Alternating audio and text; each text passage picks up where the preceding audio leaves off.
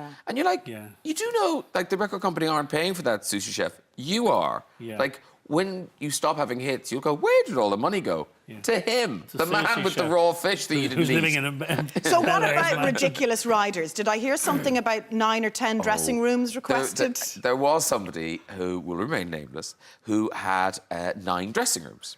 And so this was remarkable. People don't normally have 9 dressing rooms. So we were kind of going... They're lucky if they get one in here. It's very nice. They're lovely. They're not as nice as this, but it's lovely. So she had 9 dressing rooms. Oh, I said she. And anyway... Brilliant. We'll get there. We'll get there. So somebody came running into the production office in the afternoon, kind of go, it's a 911 situation. And we were like, what? And, we need another dressing room. So the person in charge of this very calmly said, not a problem, we'll get you one. So on the phone to get the extra dressing room. And then she was on the phone and she looked at the person and went, just out of interest, why do you need another dressing room? And they went, they want to charge their mobile phone. What? And this was the world they were in, that, well, wouldn't it be nicer because your phone might beep and maybe you'd like a sleep, so we'll charge it in another... We live like animals. We live like animals. We are Neanderthals. Yeah, charging a phone in the same room we're in. Oh, my goodness. Does your mum give you feedback? Because I know your mum is so important in your life and the inspiration for 2 books. Yeah. Does she give you feedback on the show? Oh, she does. Yes. Irish mammies are great for feedback, aren't they? They are, and it's you know, and it's good feedback, you know. And she's, I rarely would disagree with her, you know. If she doesn't like a guest, it'll be someone. Felt the same. It'll be someone I don't like very much either. Kind of like, what was wrong with them? We're looking at her now. That's a lovely Oh, there picture. she is. Oh, that's us in Dublin. In fact, that was the night that the portrait got unveiled. I heard you mention it earlier. Yes. In the thing. I actually went to see myself yesterday. Well, I was... Are you happy? But it was weird. How were you? So I was in a coat and I couldn't really stop. So I was just walking along and I was, oh, there I am. But it did look lovely. the quick glimpse of myself I got. You were happy? And I got in without being noticed. Were you too modest to stop? I got in without being noticed. And on the way out, the woman was at the reception and I sort of nodded at her and said, were you having a look at yourself?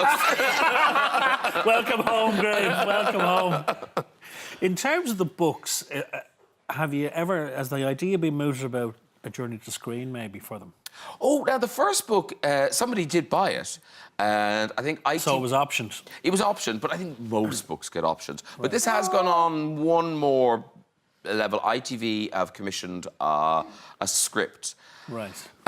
For it. So that's kind of happening. Turn into maybe a serial thing. I think the idea would be that the first one has a guard, PJ, in it. Yes. And I think the idea is that he would then be an ongoing kind of detective, a kind of a Vera. When you were writing it, or even at this point, would you have somebody in mind? No. No? No. Would you think, oh, he'd be very good, she'd be great for that? I mean, not really, because I write these as books, so I'm like, when they commission it, they say, oh, would you like to adapt it? I was like, no, I don't want to adapt it. That's like what... someone else's job. That's someone else's job, but it's a skill. It's a different craft. It's an art. It's a totally different craft. Yeah. So, and because they're flashbacky, and I don't know, how the hell would you do that? Yeah, where do you start? So I'm leaving them to it. So if it ever does come to screen, I'll just be sitting down on a Sunday or whatever, and I'll be looking at it going, no, that's not what they look like. Not the way I meant it. Yeah. That's not how they look in Ireland.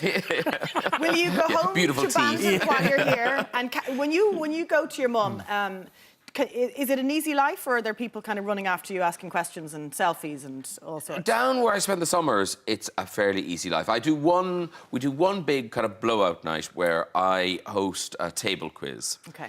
And and it is a bonkers evening, but it is one of my favourite nights of the year. I can imagine. And like, there's nothing to it. You know, there's such furore to get these tickets, but it is a table quiz. It's me just going, like, my friends this year were kind of like, but Graham, there's not even a music round.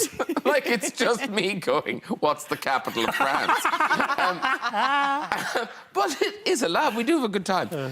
So that's kind of my big, you know, I'm Graham Norton. If you want a selfie, tonight's the night to have it. Yes, okay, very clever. And then the rest of the time is really, because I'm there every summer, all summer, anyone who wanted to say hello, I said hello. Yes. And now I know a lot of those people as well, because they go every summer.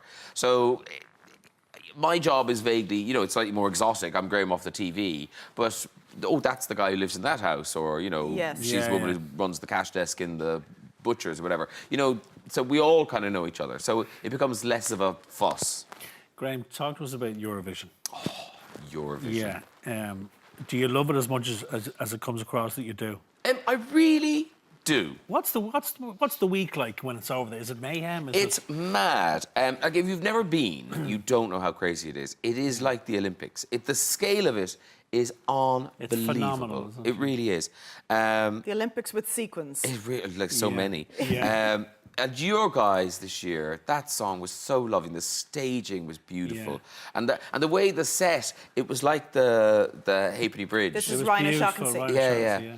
And that was a tear to my eye when they did that. I thought it was lovely. gorgeous. I thought it would do a lot better. That Yeah. song. So did everybody at home. Yeah, because it went way up the bookies' favourites after the semi-finals. But where do you think it sits now? Because it's not a song contest anymore. It hasn't been for years. But And it where do is- you sit with that whole thing of, you know, block voting and all that kind See, of stuff? I would say that plays a part, but the song that wins is, I would say, 99.9%. It's the song that should have won. Now, Really? what came third or fourth probably shouldn't have come third or fourth. Yeah. And what came 17th probably shouldn't have come 17th. But what wins, I would say, is always the right song. And also, a lot of that block voting is just to do with they know those stars. Yeah, they do. Yeah. They're big stars There's a over there. familiarity, of and course. the songs have been on the radio for They're pop months stars. in But it's advance. become huge now. I remember I was striking Jedward and Panto, and they were at Yeah. Eurovision, and that whole junket tour of going Oh, yeah, around and Europe. that's why before they the did contest. well. Exactly because why they it had is. nothing else to do. Yeah. So they went off to Europe But and that's exactly right. they did gigs Yeah. all over the place. And as a result, now they are still huge Yeah. in Russia and the Ukraine Yeah, because yeah. they took the time and went out there before Eurovision. Yeah, and that's the thing about in the UK, everyone's going, oh, why can't we get somebody better and da-da-da-da. Because if you got a very successful person, you know, to do Eurovision, and a lot of them kind of toy with the idea because they love Eurovision Yeah, yeah. and they think, oh, it'll be a laugh.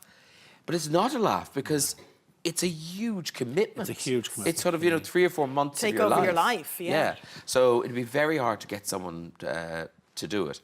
But I love it. So I'm looking forward to Tel Aviv this year. Yes. Before we let you Next go, year. Graham, because I know you've got a busy schedule ahead of you today and tomorrow, but growing up in Ireland, when you look back on it, do you look back on it fondly?